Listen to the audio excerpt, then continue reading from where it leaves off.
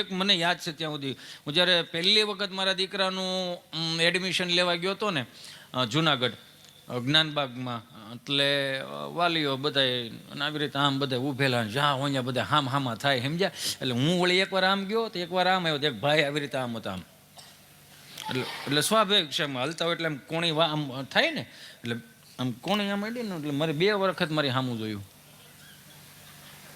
પછી હું હસમુખો માણા, મેં વળી દાંત કાઢી કીધું કે દેખાતું નથી. મેં કીધું દેખાય છે પણ તમે હાથ આમ રાખ્યા છે ને એટલે. આ તો આમ સાઈડમાં નથી હલાતું.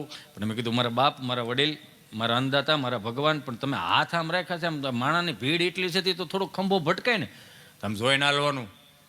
તમે શું આવ્યા છો? છોકરાને એડમિશન લેવા. બહુ સારું કામ કર્યું. કાં? મને કે કેમ? ખરેખર